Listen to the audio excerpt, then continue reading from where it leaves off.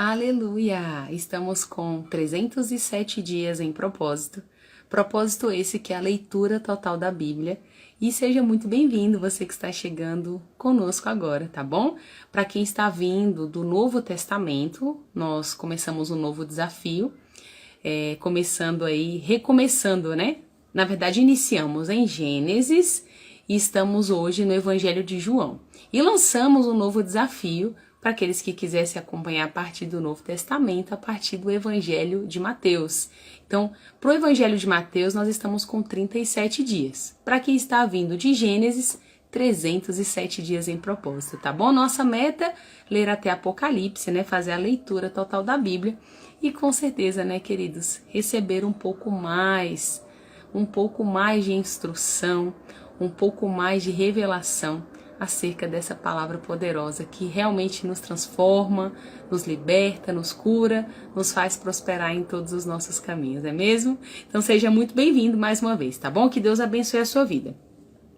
Queridos, no devocional anterior, nós paramos no capítulo 8 do Evangelho de João. Hoje nós vamos fazer menção e fazer um resumão aqui do capítulo 9 e do capítulo 10. Falar sobre alguns pontos do que está acontecendo aqui de muito importante. Lembrando que o nosso resumo não isenta você de fazer a sua leitura, né? Depois você ir lá e fazer a sua leitura completa do capítulo. Mas com certeza, se você já tem uma noção do que está acontecendo ali, nessa linguagem bem simplificada que nós fazemos aqui diariamente, vai ajudar você bastante a hora que você for fazer a sua leitura, né? Já vai estar familiarizado com aquilo que está sendo apresentado para você ali na Bíblia, tá bom? Então vamos lá, sem mais delongas, eu quero ser breve com você e te contar o que está acontecendo. No capítulo 9, então, do Evangelho de João, nós vamos ter, algumas Bíblias têm títulos, né, queridos? E aqui no capítulo 9 vai começar falando acerca da cura de um cego de nascença. Queridos, nessa ocasião, esse homem, ele vivia realmente como um mendigo já, e ele era pedinte, né? E tinha condição de rua e era cego de nascença, tá bom? Ele nunca tinha enxergado. E a palavra vai nos dizer que então Jesus estava caminhando e enxergou esse homem ali. E ali, queridos, os discípulos perguntaram, né, mestre, quem foi que pecou nesse caso? Foram seus pais para que ele nascesse cego? O que aconteceu? E aí Jesus falou, não, nem uma coisa nem outra. Na verdade, o que acabou acontecendo aqui foi que isso aconteceu para que seja manifesto na vida dele as obras de Deus. Queridos, e sabe o que acontece? Resumindo para você, Jesus então vai até ele, faz ele cospe ali no chão, a palavra vai dizer, né, colocou saliva ali, pegou um pouquinho de barro, como se fosse virado assim uma laminha, né? Algumas versões vai dizer que é lodo. Passou nos olhos dele e falou para ele, agora você pega, vai lá no tanque de Siloé, né? Que o tanque queria dizer enviado. E ali você vai se lavar. Quer dizer, a palavra diz que quando ele se lavou, ele voltou a enxergar.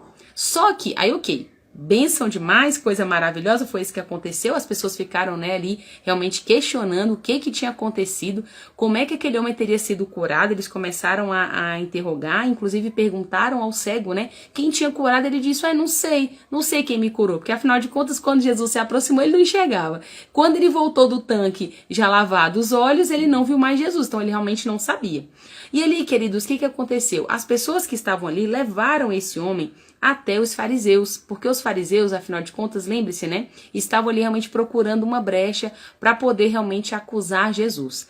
E nessa ocasião, queridos, interrogaram ele, perguntaram várias vezes a ele quem tinha feito tudo aquilo nele, né? E ali, queridos, ele contou como tinha sido o procedimento. Eles duvidaram que ele era cego de nascença, acredita? Eles duvidaram.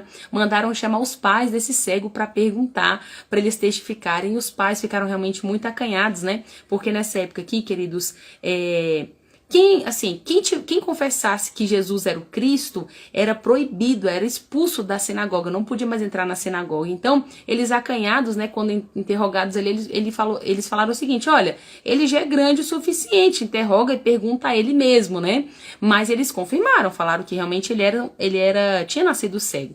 Mas, né, como eu disse, eles realmente não queriam acreditar, não queriam crer naquela situação. E sabe que o cego começou meio que a pregar para eles, tá? A palavra vai nos dizer que ele começou ali dizendo, olha, se esse homem não fosse de Deus, ele não poderia ter feito essas coisas, é claro que ele é de Deus, e começou ali a falar acerca de Jesus mesmo, aqui, mesmo sem ter essa revelação de que era Jesus.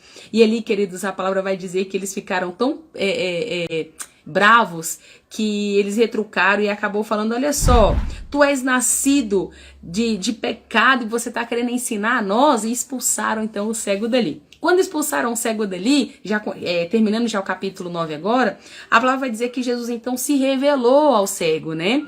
A palavra vai dizer que Jesus encontrou esse homem e perguntou assim para ele, olha, você crê no filho do homem? E ali ele respondeu o seguinte, sim, Senhor, diga-me quem é ele para que eu creia. E ali Jesus respondeu para ele, olha só, você já o tens visto, né? É eu que estou falando contigo, sou eu mesmo. E ali, queridos, ele afirmou então, Senhor, eu creio, e acabou adorando ele ali. Foi algo bem maravilhoso. E assim terminou o capítulo 9. Então o cego conhecendo que Jesus havia curado a ele. Ok. No capítulo 10, então já pra gente finalizar, fizemos o resumo do 9, vamos pro 10. No capítulo 10 já começa falando acerca de Jesus ser o bom pastor. Jesus começa falando ali, queridos, através de uma parábola. Ele está realmente trazendo uma revelação de que aqueles que vieram antes dele dizendo que era dele eram ladrões, né? E que ele sim era o bom pastor, que ele era a porta de acesso, né? Ele diz assim, olha, em verdade eu vos digo, eu sou a porta das ovelhas. E ele continua afirmando no capítulo 10, eu sou essa porta, se alguém entrar por mim será salvo, entrará, sairá e ainda achará pastagem. Aí ele diz o seguinte, o ladrão, ele vem somente para matar, para roubar e para destruir. Entretanto, eu vim para que tenham vida e tenham em abundância. E ele continuou dizendo, eu sou o bom pastor. Eu sou o bom pastor e o bom pastor dá a vida pelas ovelhas. Ele continuou mais uma vez, queridos, aqui ele afirma diversas vezes, eu sou o bom pastor, eu conheço as minhas ovelhas e elas conhecem a minha voz. Assim como o Pai conhece a mim e eu conheço o Pai, eu dou a minha vida pelas ovelhas. E sabe como é que termina aqui uma parte dessa primeira parte do capítulo 10, termina Jesus dizendo o seguinte, ninguém pode tirar de mim, ou seja, a vida dele. Ele disse no versículo 17 que ele ama o Pai ama ele, e por isso que ele dava a sua vida pelas ovelhas, porque ele a teria de volta. Aí ele conclui dizendo, porque ninguém tira a vida de mim, pelo contrário, eu dou espontaneamente, porque você sabe que apesar de ter sido preso, Jesus, ele deu a vida, né? Ele permitiu, ele deu espontaneamente a sua vida. E ele disse, eu tenho autoridade para entregar e também para reavê-la.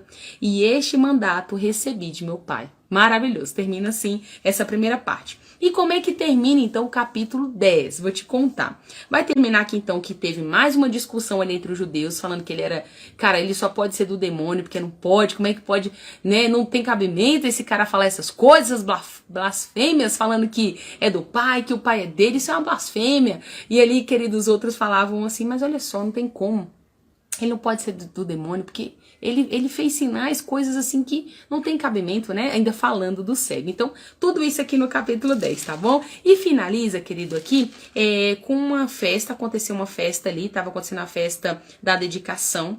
E Jesus estava passeando no templo ali. A palavra diz que esse templo era no pórtico de Salomão. Ok, Jesus está ali, mais uma vez os judeus rodearam Jesus e começaram a interrogá-lo.